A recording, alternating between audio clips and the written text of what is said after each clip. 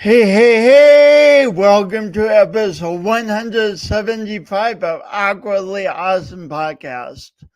I'm your host, Jason Freeman, and I have to tell you, I want to be more like my guest today when I get into high school.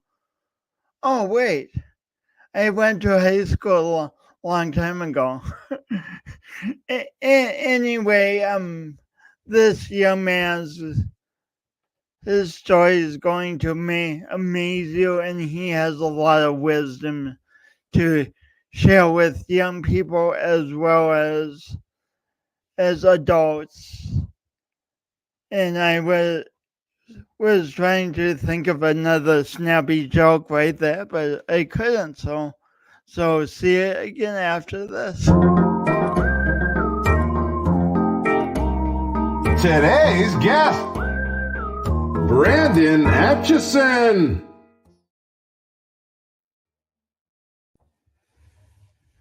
As I said, Brandon has a phenomenal story, and I would usually read a bio here, but I do not want to give away a single element of the story, so I'm going to bring Brandon on. Please welcome Brandon to Awkwardly Awesome Podcast. Nope, I'm just muted his mic. Okay. Yay! Hey, Jason. It's good to see you. I want to start off with saying again, thank you so much for having me on your podcast. Been looking forward to it since we've talked about it, and just super excited to be on here. It's an honor to have you. Thank you. So so music has been a big part of your life. How did music first come into your life?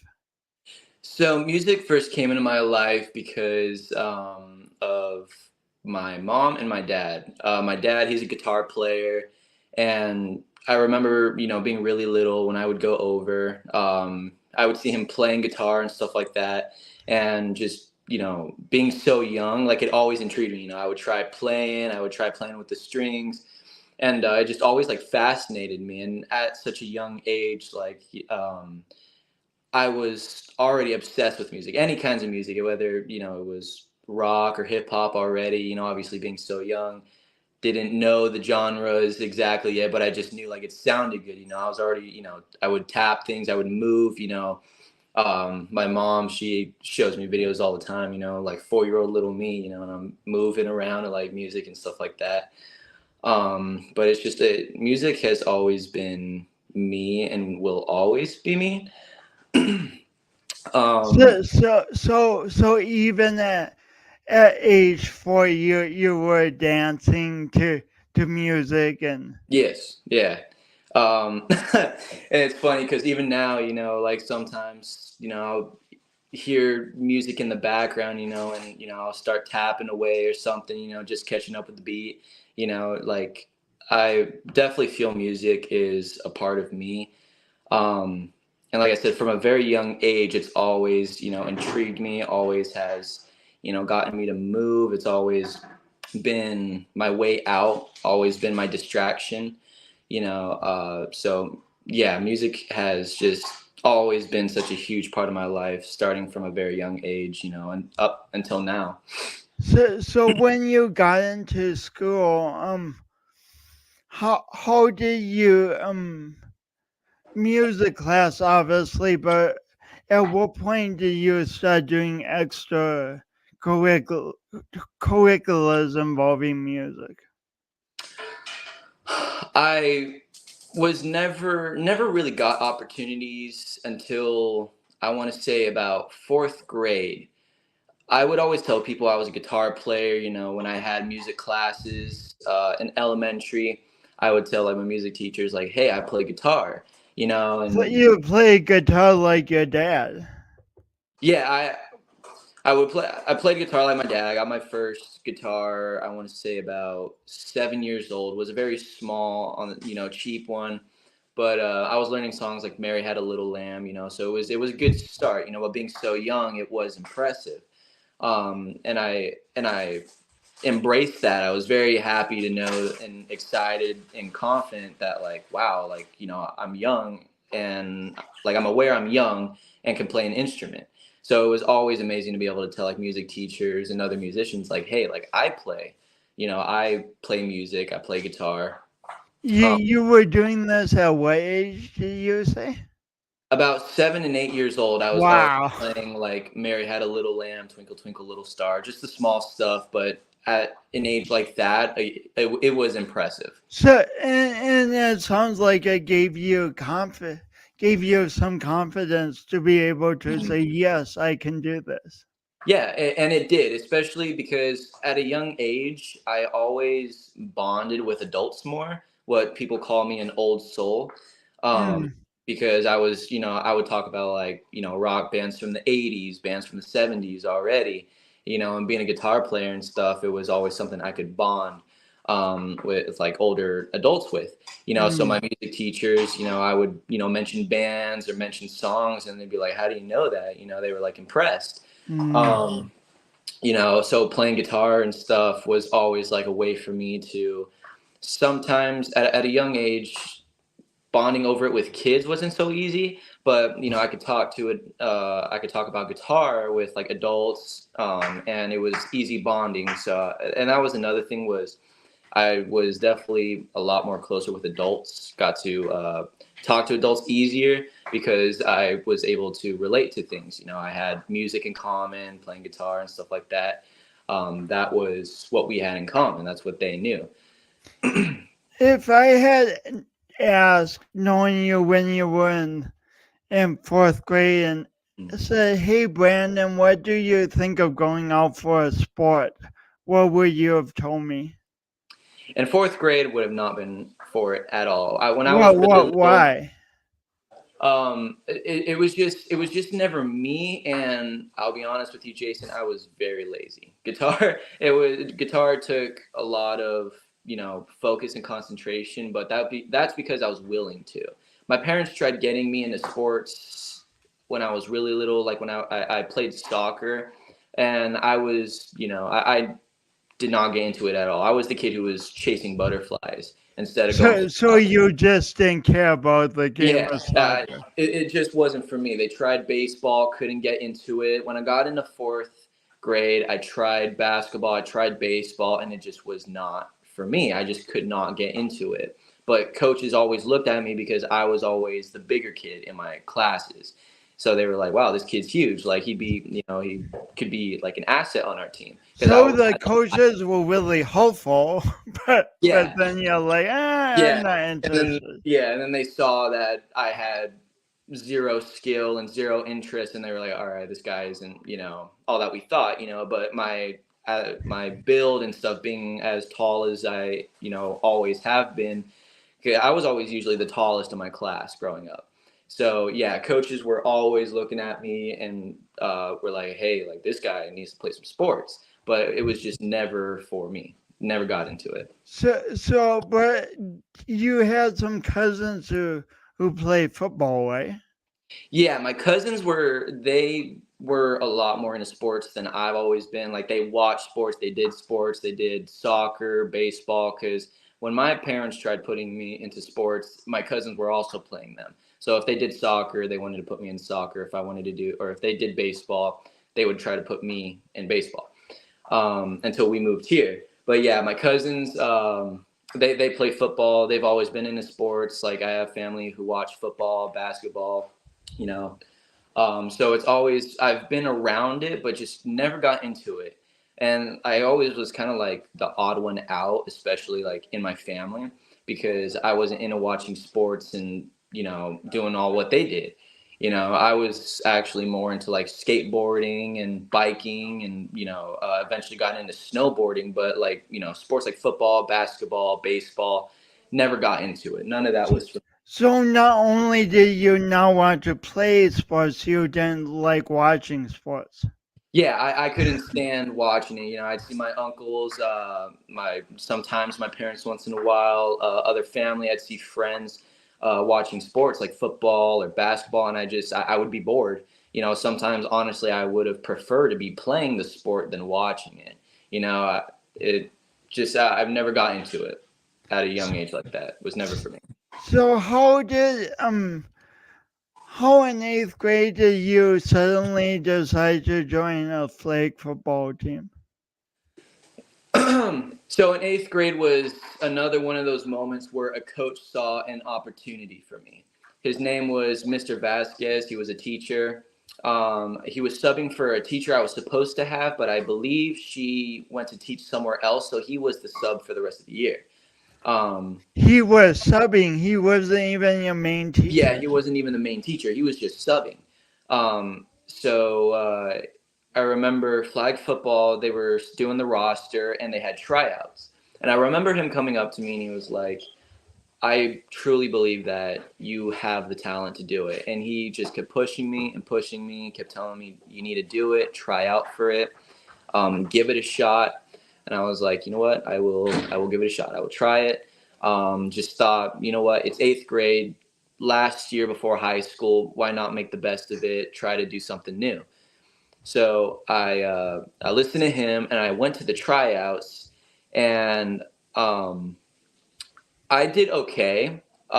It was because of, again, my bigger build. I think I was weighing at least 190. But it wasn't like an athletic 190 like I am now. It was a very unhealthy. I was overweight, because of the pandemic and stuff. So I didn't really exercise. So I had really, beefed up. Um, So this is in 2002? yes, I would say 2002, something. Yeah. Uh, Or what was it? I'm sorry. oh, so when were you in eighth grade in 2000? 21, 22. Uh, Okay, got it. Got it. yeah. Cool. So little after the pandemic ended. And so yeah, I was, unhealthy. I wasn't very athletic, but So you're coming off not playing sports mhm. combined with the pandemic and Yeah, being inside more and all mhm. that. Wow. Yeah. Okay. As you can imagine, it was very like it was scary trying, because aside from never really doing sports, I was also very out of shape. So I was when I went in for it, I was very tired after the first tryout. I gave it my all, though. That was the one thing that I've always had about myself was even if it's something new, even if it's something I don't like, I give it my all, and that's what I did. I went out there and I gave it my all, not not really knowing my athletic abilities that they saw in me that I didn't really see. But and then the roster came out like 2 days later, and So I first of all, what made you say yes to that instead of saying, "Well, I'm out of shape. I sorry." it was the true belief that he had in me. Like it made me feel really good that someone he was really good at hyping me up. Plus, he was a younger teacher. I want to say he was in his mid or early 20s, so he was newer. So he was like easier to talk to. He had the language that we use, kids my age and stuff. So it was easy to like talk to him, and he was very good at hyping me up. And I was like, you know what, like, yeah, you know what, you're right. Like I could probably be an asset. I'm a big guy, very tall. Like I look intimidating. And that was one of the things he told me was you look intimidating. You have, he believed that there was more in me than just being a musician. He believed I had the ability and the discipline to be an athlete. And that is what made me think, you know what? Maybe this time is different. We'll give it a shot. It wasn't really like oh yeah, I got this in the bag. It was just I will give it a shot, see how it goes. If it's destined to happen, it'll happen. So you give it a shot. You give the trial your all, and then the roster comes out, and what happens? So the roster comes out and I see my name on the roster. And I was in shock. It was I was in disbelief because I didn't think that I would make the roster. I didn't think I had any shot or opportunity, to be honest. I wasn't doubting myself, but at the school I was going to, there were a lot more athletic kids who played football out of school. And it was boys and girls flag football. So, there were girls who played softball, who were athletic, had good arms for, the quarterback position, who were fast, guys who played basketball, football, just very athletic people. And then there was me who never played sports and was, stuck to music my whole life. So I was definitely the odd one out. So I didn't really expect to make the roster at all. And then I saw my name. Again, was in shock, was in disbelief. And I was expecting some of the other guys who made the roster to be excited and happy for me. But the whole day, all I got was, how did you make the team? Guys were upset that I made the team. Guys who didn't make the team that tried out were angry at me because they were wondering how I made the team and they didn't, because they had more athletic ability than me. So they thought. And I remember it really hurt because I thought that, especially some of the people that I called friends were also mad at me. I remember I was walking with one of my friends, and he's a good athlete, a very good basketball player. And he was like, "How did you make it?" He was like, "How did you make it and not me?" And at the time, he was one of my best friends, a really good friend of mine. So it really hurt. It was like, wow, like you thought so little of me, and you even had the opportunity to say it to my face. And one of his friends came up to him, and they were like, "How did you not make the team?" And he was like, "Yeah, I know, but he did," pointing at me. And they were like, and his friend was like, "What the heck?" So everybody was just in as much disbelief as I was that I. But it really hurt, like I said, to be thought of so little. And so I told my friend, I was like, "Well, how about we go talk to the coach, and I'll try to see if he can take my position." And he was like, "Oh, dude, you do that for me?" And I was like, "Yeah, So you told your friend, let's go to the coach, and wow, yeah, okay. because I wasn't very confident at the time yet. I didn't have much. Yeah, I'll leave it at confidence. I didn't have the confidence to say, you know what, I deserve this. Like, I don't care what you think. I was still a people pleaser. I didn't really stand up for myself. I kind of let myself get walked all over because I didn't want people to be mad at me. I was still scared of that at that time in my life. So I was like, okay, well, how, excuse me. I told him, well, let's go talk to the coach and I will see if he can give you my position. And he was like, "Dude, you do that for me?" And I was like, "Yeah, man, like, let's go talk to the coach." So after school, we go and we're talking to the coach. And I'm like, "Look, I appreciate the opportunity, but I think my friend's name at the time was Jacob. And I told him, I was like, I believe Jacob has more athletic ability than I do. And I believe that he would be more of an asset to the team. And I think you should take him instead of me." And at the time, I was ready to cry because it felt wrong. Like, it was the one time it felt truly wrong to try to give something up that I earned to somebody else. But again, because he was my friend and because he was upset with me that I made the team, I didn't think about myself. I was like, you know what? I want to give him the opportunity because I feel he deserved it more. So after I finished talking, my coach was like, "Look, I can find a way to bend the rules and add one more person to the roster because I want both of you. I still need Oh, you, and so as you well." succeeded in getting your friend on the team. I did. So I got him on the team while keeping myself on the team as well. Wow. Yeah. um, You had thought it would be an either or situation, but it ended up being both of you. Wow. yeah. Yeah. And it was definitely shocking to both of us, especially me, because I thought it was simply, like you said, it was going to be either or situation. So I didn't really think like, okay, I'm going to be on this team or anything. Thought it was just all too good to be true, and then ended up being on the team and getting my friend on the team. And I did really well that season. I started at center, which is the person who snaps the ball to the quarterback and blocks for the quarterback.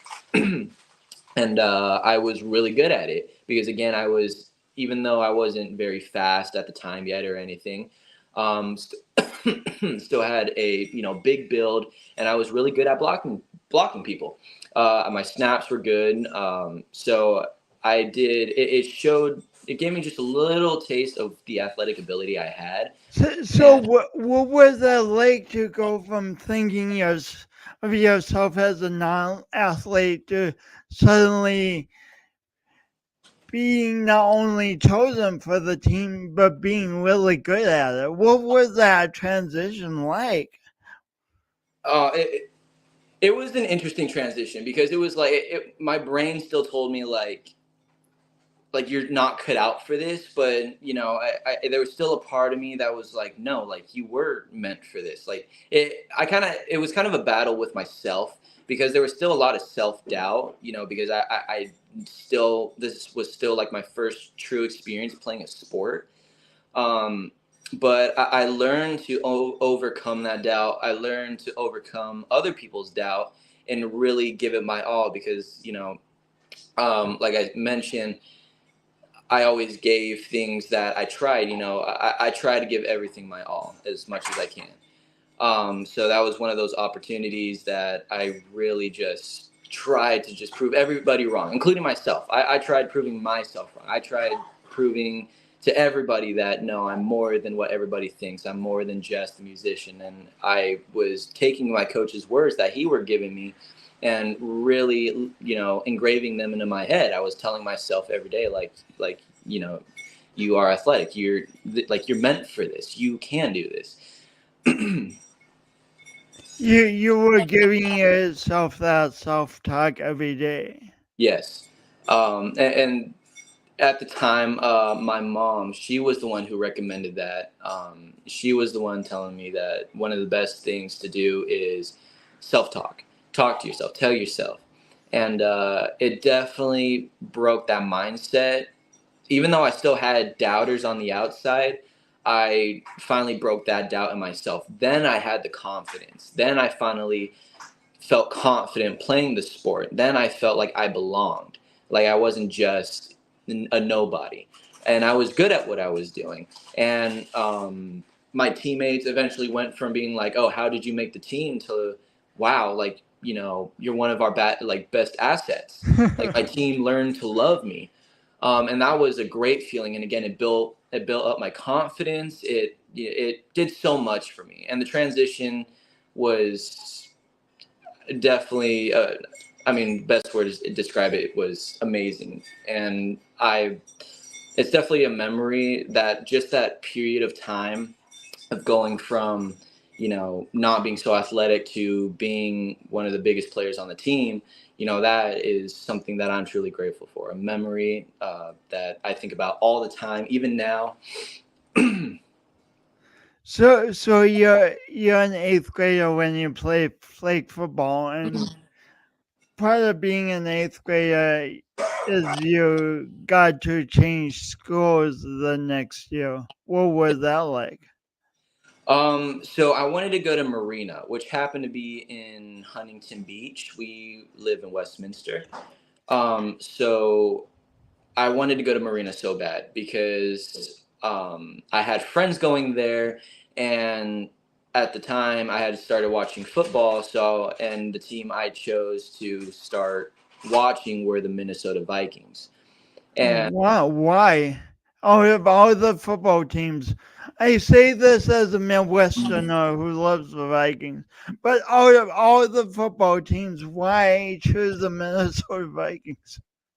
I'm not gonna lie to you, Jason. One of the biggest reasons was because purple is my favorite color. I know that like there's teams like the Ravens, who are also purple, but I don't know. The Vikings just they were just one team that stood out to me. And at the time, they still had players like Adam Thielen, Dalvin Cook. They had Justin Jefferson already, and so they were a very, very good team at the time, and a very fun team to watch. And their fan base wasn't as toxic as some of the others. It was I've noticed it was kind of a more peaceful fan base, and I like Oh. there was just something about the Vikings. No other team stood out to me but the Vikings. So So, that so before you play flag football, you weren't interested in watching sports. but now suddenly you're interested in watching football. Yeah, it was a little after flag football. It was the Rams Bengals Super Bowl going on that year, and for me it was fun to watch, and I finally started understanding football too, because now that I was already playing it, now it's easier for me to watch. And then I started watching more football, like highlights. So after the Super Bowl finished, I went on like YouTube and stuff and watched like teams play, and it was just the Vikings really caught my eye. It was the Vikings that stood out to me the most. I'm not sure why. Maybe it's because they're purple, but but it was always the Vikings that stood out to me, and still to this day, Vikings fan. So at this point, did you know you wanted to play football in high school? Yeah, so at this point, I already knew. I was like, you know what? Yeah, I'm gonna play high school football. My cousins were doing it, and it was like, I want to play football. Like now, I know I have athletic abilities that can definitely be used in football. So Um, so this needs a few more words around it though. So you were playing football, I'm sorry, flag football. In flag football, you don't get tackled. yeah. So what makes you want to take the leap to playing a sport where you do get tackled? Um, well, again, after flag football, my confidence it built up a lot because then I started becoming popular, and a lot more happened in eighth grade that led to popularity. And the more confident I got, it definitely got to my head at some points. There were times where I got very cocky and had to humble myself. But as I played more football, I lost a lot of weight. Like I got thinner. I was looking better. You Um, mean as you play more flag football, right? yeah, as I played more flag football, Okay. I started. That was really my, when I started working out and stuff. So I started looking good, and because I already had such a big build on me, I kind of had more aggression. So along with the confidence came a lot more aggression, and then that's when I was like, yeah, I want to like play tackle football. Like I know I could be really good at tackle football. So then you want to go to a new high school Mm. for Yeah, your freshman year. yeah. So going back to your previous question about the transition from eighth grade going to high school. So my high school are the Vikings. Their mascot is the Vikings, Oh, and I really? thought that would be so cool because I was already a Vikings fan, and I was like to like have Vikings sported on my jersey. I thought that was so cool, but also because their football team was really terrible at the time, very terrible coaching. Was not the best high school football ever. And then there was Westminster, which I was supposed to go to. They were a lot better already. They had one of the top defenses in the state of California, I believe. Um, so there was, but I wanted more of the challenge. And it's kind of sometimes I look back and think like I'm surprised I thought like that, but I wanted the challenge of let's be the underdog. Let's be the underdog and prove everybody wrong because I already did it. I already did it in eighth grade with flag football. I was the underdog. Nobody believed in me. Everybody thought I was, garbage, didn't belong, and I proved everybody wrong. And I wanted that same experience again in high school. So, um, my mom, she missed the transfer date for Marina. And I remember the day she picked me up from eighth grade. She picked me up after school and she told me, like, hey, I'm sorry, I missed the transfer portal. Like, you're going to have to go to Westminster. I went home crying. I was so sad. And I wasn't mad at her. My mom is a busy woman. And it was my fault because I should have kept reminding her. I should have stayed on top of it and at least try to help because she knew how bad I wanted to go to Marina, but I didn't. It showed that I didn't want to. It almost told her, like, I don't want to go or something. It was a weird situation. Like she had her explanation or whatever, but So uh, so you missed the transfer date. Did you end up going to Westminster? almost did. And about a week before, like 3 weeks before the first day of school, my mom found a way to get me into Marina. And everything transferred, and I was able to go to they have this thing for freshmen, incoming freshmen during the summer where they can come and check out the school. And I was so excited. It was probably one of the best days of my life. Um, So and you said some of your friends were going there too and stuff. Yeah, a lot of my friends were going there, so immediately was calling friends. I was like, "Hey guys, like I'm going to Marina, like it's happening." And football had already started by this point. So For football my had started. Yeah, So, so like so practice and summer camp, because the first game is usually about 2 or 3 weeks before school even starts. So football begins late summer. so Um, had they already had a game? yeah, they at that point they had already played Newport Harbor. And I remember thinking, I was like, oh, how am I going to make the team? Like they already started. So I go to that freshman thing, and it was super awesome. Love the school, love the people, love the energy. It was amazing. It was way better than I thought it was going to be. I was nervous, I was scared, I was shy, but I found my friends, and I thought it was amazing. I loved it. And then after, I asked one of my friends who was on football, and I said, "Hey, like, where are the coaches? Where is everybody usually after school?" And he's like, "They're on the field. Like, I'll take you. Meet me after the event is over, and I'll take you to meet the coaches." So we meet up after the event finishes, and we walk onto the field. And as I'm walking onto the field, I already see the coaches looking at me. So I'm getting nervous. I'm like, are they gonna like kick me off the field? Am I not supposed to be here? And I walk up, and there was this one coach, and he looks at me, and he's like, "Are you looking to play football?" I was like, "Yeah, I was coming up to ask if I can join the team." And he's like, "All right, go get your papers, get your physical, and we could have you on the field by like next week." And he like passed me on the shoulder, and he's like, "It was nice meeting you." And I was like, "Nice meeting you too." Like shook his hand, and I was like freaking out because I was like, "Well, that went well." Like he was like he wanted me on the team. He he took So me. so he didn't even see you run. He didn't see you do anything No, no. except Everybody, walk on the field. yeah, everybody around me was doing workouts. They were training already and stuff. All I did was walk onto the field, and he was like, "We want you on the team. Go get your papers, get your physical, and we could have you on this field by next week." I was So shocked. what is this moment like? It's like part of. I mean, as you tell it, I'm thinking I could be watching that moment in a movie. Mm. What was that like to actually experience that?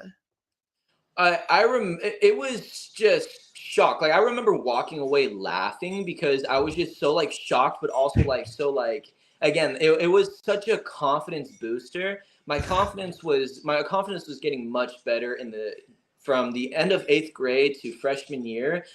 My confidence was through the roof. I thought I was hot shot and everything, but that really gave me a lot more confidence because it was like, wow, like, you know, I must really have something if all these coaches did was look at me and were like, yeah, we want you. Like, go get your physical and we'll have you on the field by next week. I was like, And in practice, had already started. Games had already "Mhm, been played, mhm." and they still wanted you. Yeah, and that's exactly what I thought. I was like they already started playing games, like we're already like week one into the season, and just like that, they wanted me on the team. Um, so next week after that, I get my physical and everything. And I went home excited. I was like screaming. I was jumping up and down. I was so excited. I was so happy that like wow, like pretty much at that point I already knew I made the team. Um, so the week after that, come back, finally get my helmet and my pads, but I needed like 2 days of conditioning, which really sucked because it was just me running around in circles for 4 hours, wearing a football helmet. But that was just to get me into shape. That was to Did like get you me say conditioned. 4 hours? Yeah, and that's with like a once in a while water break, and I was able to jog. I wasn't allowed to walk. I was able to jog, and it was definitely new because it was like, wait, like, are you being serious? Like, I'm not allowed to walk? They're like, no, like you can do like a light jog, but if you walk, we'll make you restart. And I was like, what the heck? But I didn't complain. I didn't just be like, oh wait, what did I just did? I was like, what did I join? What did I sign up for? I was like, okay. And I ran for 4 hours, light jog, got my water breaks, and just So, something. so again, you went from not being athletic in seventh grade Mhm. to running for 4 hours. For 4 hours, that's a long time to run. Yeah, and it was not. I make it sound so easy, but I promise you, it was not. It definitely was that saying. You shed your blood, your sweat, and your tears. There were moments where I was crying because of just how bad my legs hurt. I was running out of breath. But that's where I really started to learn the power, like how powerful the mind is. Because every time that I wanted to drop to the ground, I told myself, no, keep going. Told myself, no, like I kept gaslighting myself into thinking that, oh, there's not that much time left, even though there was probably like another 3 or 2 hours left. So they made you do that for how many days? 2 days. It was 2 days just running around. Once in a Did while, stop. you know when you left the first day that you would be doing this again the next day? Yeah, they told me like at the first when I did it the first day, I thought maybe okay, like this is the last day. But they did tell me after they were like, you got one more day of this tomorrow, and then like we'll get you your pads and you'll be playing. So I was like, How did you end up showing up for that second day? Cause you knew how much it was exhausting the first day. What made you show up for the second day? um, I will admit, the second day there was just a little part of me that almost just wanted to be like, I don't know if I want to go. There was a little part of me that was like, maybe this isn't like I'm cut out for this. But again, I told myself, you know what, push through it. It's and it wasn't that bad. I it it's just physically it's demanding, but mentally, at the time I was learning that it was quite easy for me to mentally push myself. And kind of going back to music, I didn't have headphones, so I would as I'm running, I'm singing songs. I'm singing and running, because it kept me entertained. It kept me distracted from the pain, of my legs, the sweat. I was singing, I was playing music in my head, like mentally, just like, listening to songs. Like, I found ways to get my mind off of the pain. So, and that's, what I told myself, because I've always been very conscious about my thoughts. And so that's what I told myself that morning going into the second day. I was like, just find ways like you did yesterday to distract yourself. Um, like make it work for you. And so I went in, and that's pretty much what I did. Again, I was running and singing. I even had some guys who heard me and were like, "What is he doing?" Like, Mm. some guys would stop me, and they're like, "What are you singing?" But at that point, a lot of them already knew that I was like a music kind of guy, because the first day I showed up, I walked in with a Metallica T-shirt, and like a lot of the guys were like, "Oh, dude, like you listen to Metallica, like that's cool." So at that point, some dudes already knew like I was already like a music guy. Um, so that was how I coped with it. Honestly, is So, just that's amazing. So this was your freshman year. Now you're a junior. still a sophomore, but I will be going in my junior year pretty Oh soon. well, I lose track because fast forward to the your freshman year you some great things happened, Mm. but then you still had a losing season, right? Yeah, that was freshman year. Um, a lot of good thing happened. A lot of good things happened for me, but team wise, yeah, losing season. A lot of guys' morales were down. Coaches didn't believe in us. our coaching was so bad that I remember at some point they're gone now. These coaches, we don't have the same coaching staff. So, Some of so the then fast forward to this year. How was this year different than last year? Oh man, I the difference is absolutely insane. I mean, personally, the difference for me from last year was this year I became more of a leader. I learned instead of, even though I was confident last year, I was still quiet. I would just follow whatever guys said. I didn't ask questions. I was afraid of being judged. I was afraid of kids being like, "Oh, you're stupid," because I didn't understand something. This year, I used my voice a whole lot more. And sorry, excuse me.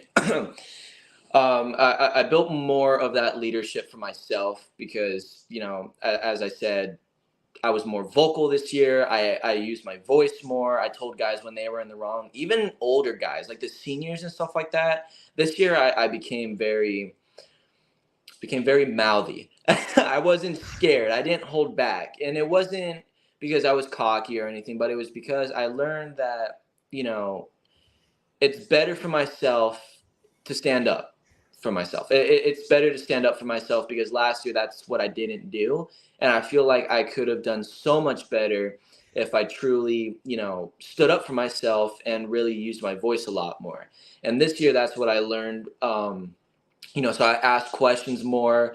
Guys who were, who told me I was nothing and stuff. I would talk trash back. I just didn't hold back this year. Like this year, I made it my year. That's what I wanted coming into this football season, was making it my season.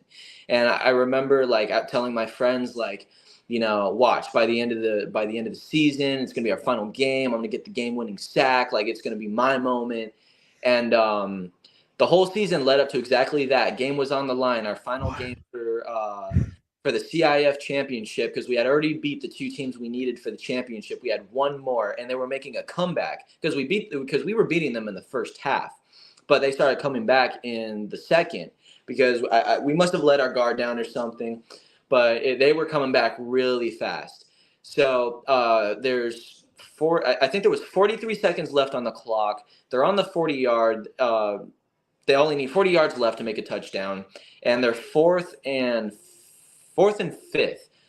And I remember I was slowly starting to doubt myself. I remember being like, "We're gonna lose. Like I'm not good enough for this. Like what? I'm starting to I was thinking I was garbage this game. I had a dude who I was going up against. The other team brought down varsity guys. I want to say this guy was 6'4", at least 234 pounds. This was not a sophomore. This had to be a junior. This dude had to be way older than I was. That's for sure. The guy was huge. So it was definitely an unfair advantage, and I was letting it get to my head. I was saying that, wow, I'm not cut out for this. Like, no wonder I got no varsity time.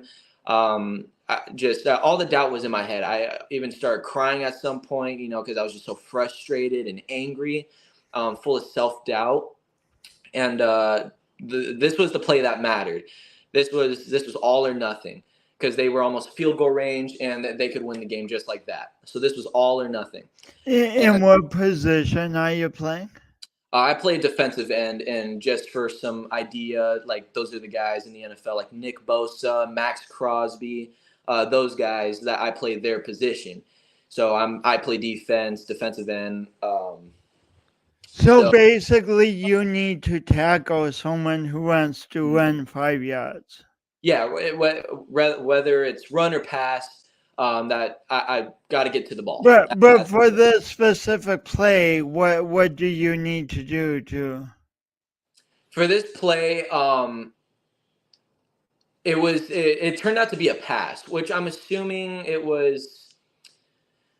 I'm assuming it was a wheel route, because the running back took off on the side, and so it was a pass. Pretty much, it was a pass play. So I get off the ball and I'm ready to start, using the moves to try to get around my tackle to try to get to the quarterback. But then all of a sudden, my tackle just unblocks me and takes off. And at first I was kind of like, whoa, what the heck just happened? Then all of a sudden, clear view to the quarterback. Like nobody is blocking me at all. So just like that, I took off. And everybody still tells me to this day they have never seen me run faster. I don't know if it was adrenaline or I just like knew like, oh, like this is it right here. And I chased him down. He saw me in his peripheral and he tried taking off, but I was too fast and I got the game-winning sack. So, Got their so you sacked the quarterback. Yeah, I sacked the quarterback, and he tried running it, but got their offense off the field, and we took a knee and we won the game. So I literally predicted it from the beginning of the season because I kept telling my friends, even as cocky as I was, I made it happen. I manifested it. I told my teammates, I'm gonna get that game winning sack. I'm gonna have my moment, whether if it's tomorrow's game or the final game. I'm gonna have my moment. And the final game on the line, and I got the sack and saved the whole game and made CIF. So that Which means you won a championship. What does yeah, CIS mean? CIF for JV because it's not varsity. JV is still like not as big of a deal. So CIF is basically just this for at least JV. It's a small championship where you play like 3 teams and then So you went from a losing season freshman year to winning yeah, winning the CIF. championship. Yeah, see, we went from a losing season to CIF championships, and our varsity won CIF and went to the playoffs. The last time our school was in the playoffs was 1983. Oh my God. So we made history. We made history in our school.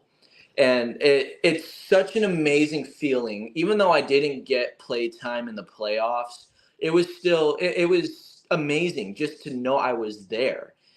Being a part of this school history since 1983. This is our first time in the playoffs. So it was a piece of school history that was an absolute blessing to be a part of. And it's still like just talking about it, it gives me chills because it's like how just like it's like I've almost predicted like some of these things. I told myself, you know what, maybe I will be the difference in high school. Maybe something will turn out great for our school when I get there.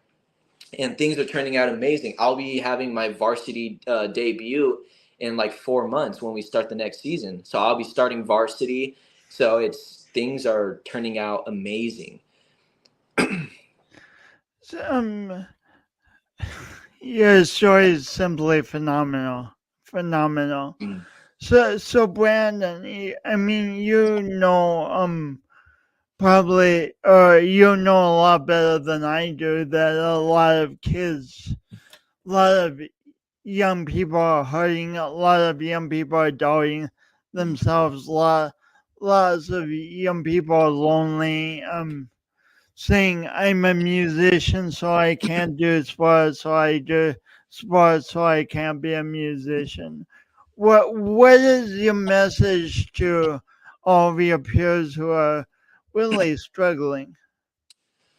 I would say my biggest piece of advice and my message is you are your biggest supporter, but you're also your biggest doubter. And Hmm. sometimes you have to overcome your own thoughts. You have to overcome your self doubt to make things happen for yourself because you will always have haters. Even now, I still have people doubt me, tell me I'm not good enough, even all the things I've accomplished. But I know that I myself know what I'm capable of. And that is something that came with hard work. That is something that came with really, truly sitting down with myself and really, trying to break that self doubt. And When you say break the self doubt, how do you break self doubt? for me, the best advice I can give for that is true. It's just fake it till you make it. That saying truly helped me. And to explain that was I told myself even when I still doubted myself, I still told myself, you can do this. You're worth this. You can achieve this goal. And I told myself that every day until I truly started believing it. you have to keep telling yourself that you can do it. You have to motivate yourself. You have to be your biggest supporter. You have to be the person who pushes you most, because you could also be the person who is in your way the most. You could be the person who doubts yourself the most. Some people don't understand that, like, ourselves are our biggest obstacles sometimes.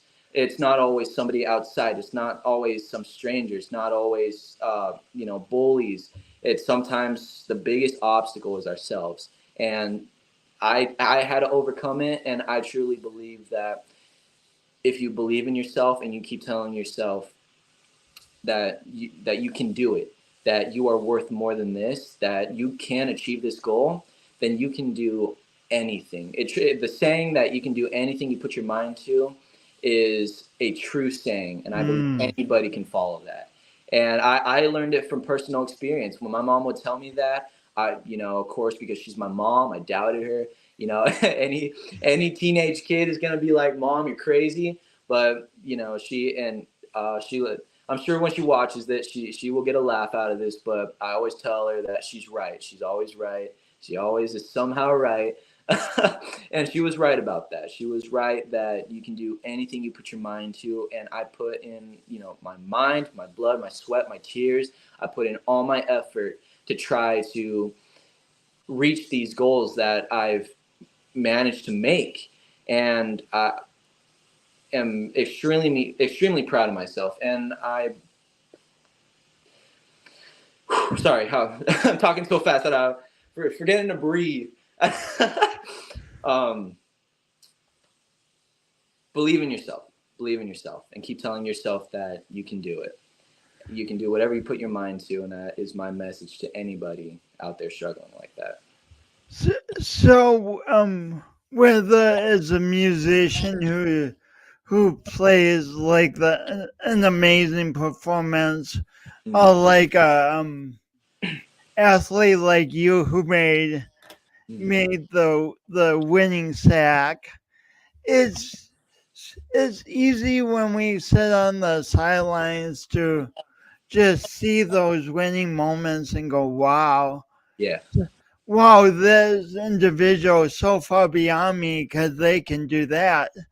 But what we don't see is like like you had to literally come to practice 2 days and run in a circle for 4 hours. Yep. What would you say about the part of success that people don't usually see? um,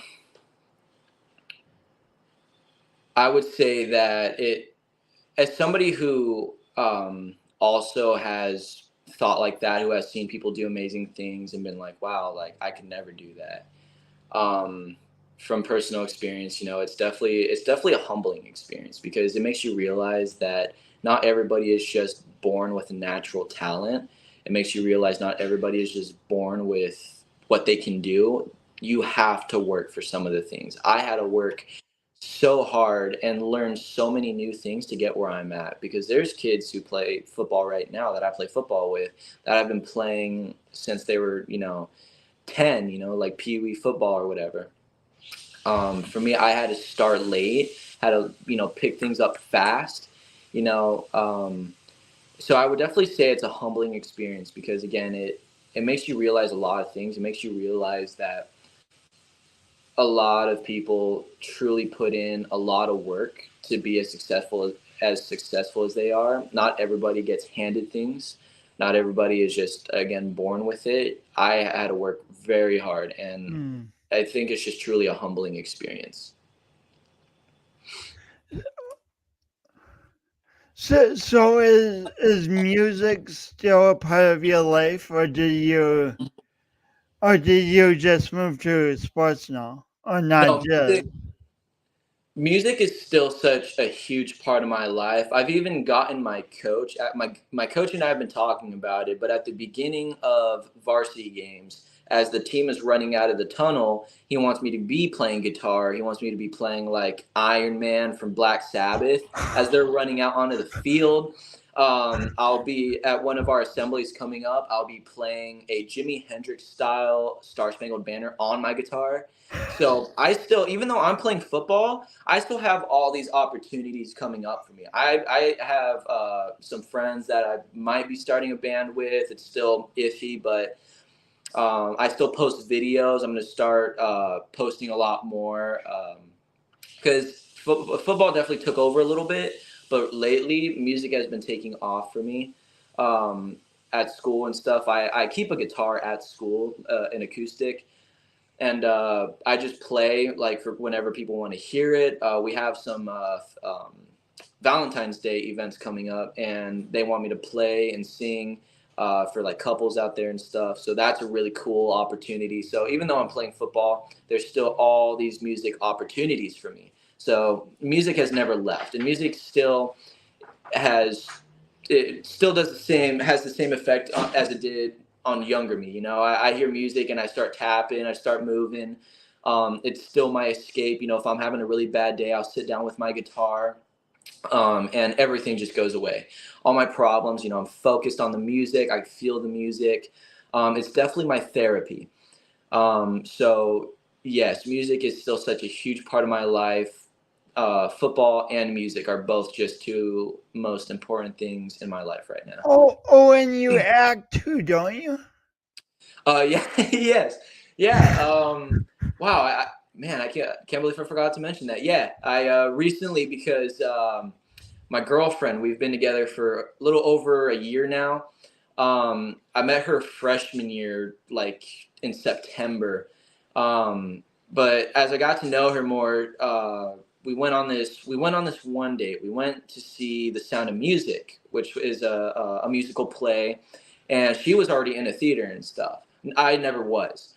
And because she wanted to go, and I was like, all right, fine, like we'll go. I kind of just wanted to go to be with her. So Didn't you really have went to the musical, a live musical, right? Not Yeah, the so we movie. went to the musical at the there's a theater at Huntington Beach High Oh, School okay, where they got it. hold the plays. Yeah. And so our school was hosting it there. So I go with her and we get there and I fell in love with it. I thought it was so cool because I've never seen, she's from the East Coast. She's from Connecticut. So she's been to Broadway. She's seen like the plays in New York and stuff.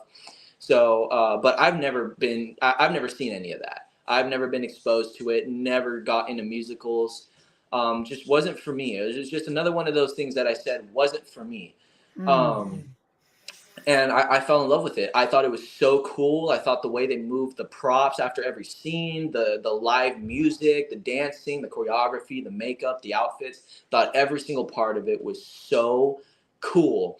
And I told myself, I was like, something tells me this was another moment I truly believe I predicted and manifested because the same night that we were there, I told her and myself, I was like, something tells me I'm going to be on that stage about this time next year.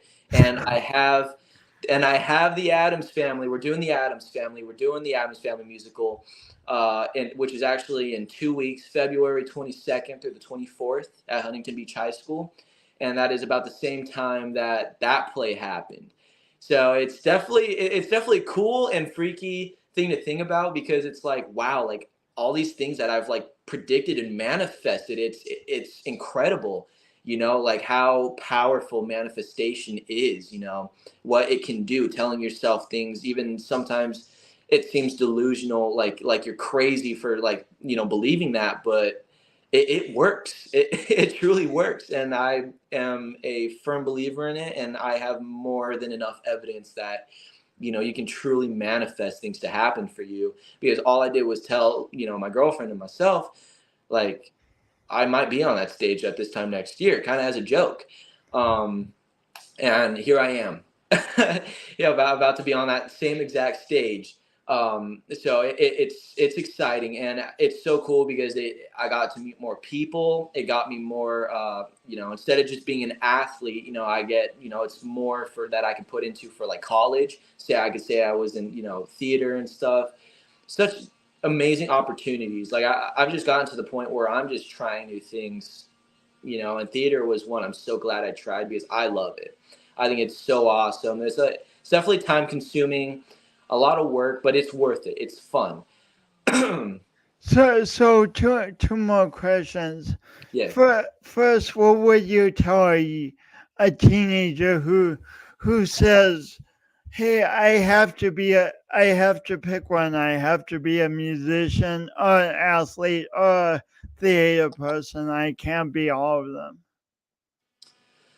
I would say don't limit. I would tell that teenager don't limit yourself because I was limiting myself to just music, and I'm so glad I didn't because it just depends on how I also believe it just depends on how into that thing you are. Like if you have a band, if you're in like certain things, like yeah, sometimes it gets demanding. You can't do both. But if you have an opportunity to do both, to do even if it's not football, if it's something else you want to do, um, go for it. Make it happen. Try it, especially being a teenager. In your youth, I truly believe that the one thing you want to do in high school is make the best memories possible. Hmm. And I would tell that teenager that I would tell him do everything you can. I mean, be busy, I mean, and it's good to be busy. It keeps you out of trouble, but it also allows you to find opportunities, find things that you didn't even know you would be into. I never thought I'd be in a theater, and here I am, having my first musical coming up. So don't limit yourself. Push yourself and be open to new things. Don't be closed minded. If something catches your attention, go for it. There's nothing stopping you. There's absolutely nothing that can stop you other than yourself.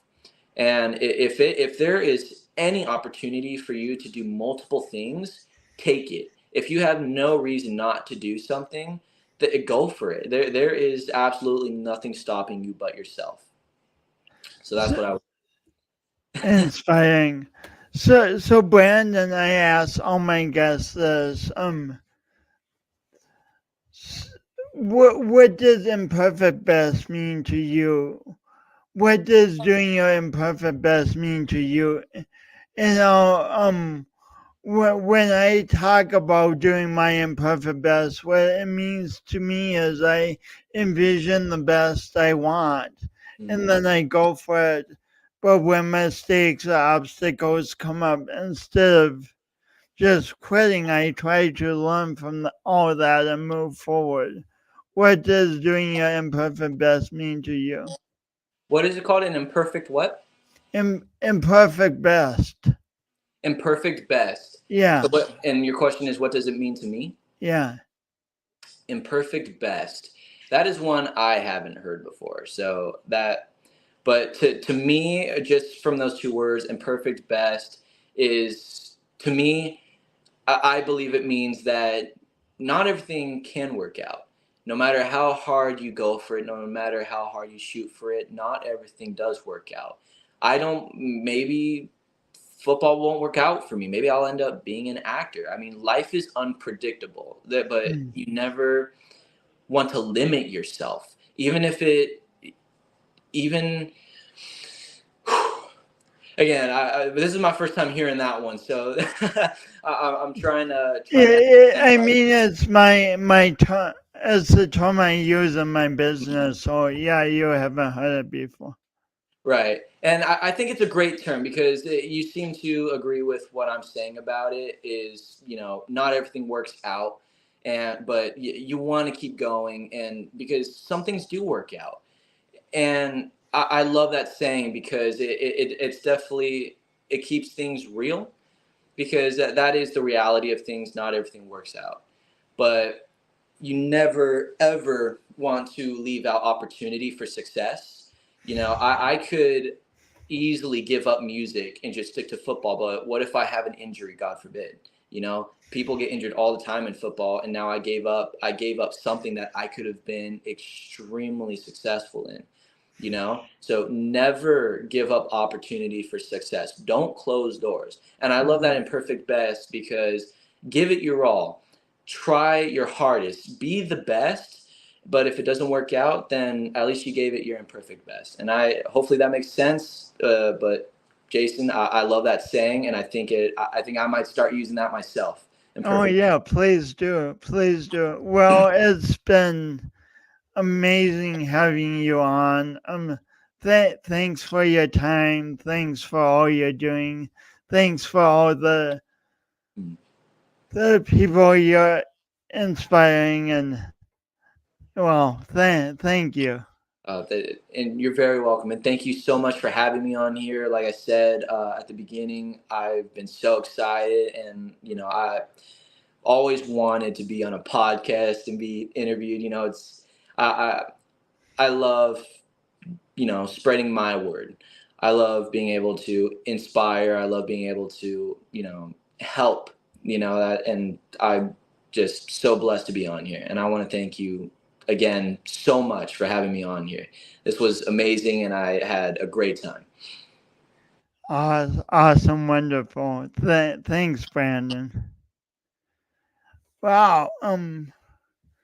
So I don't think I've technically had I mean, not technically. I don't think I've had a teenager on Awkwardly Awesome podcast before. And we're 175 episodes in. I and wasn't Brandon amazing? So inspiring. So and he's really calling us all forth to take the opportunities as they offer and to say yes and to explore new things, and just so inspiring. And it makes me think wisdom comes from all ages, from so many different types of people.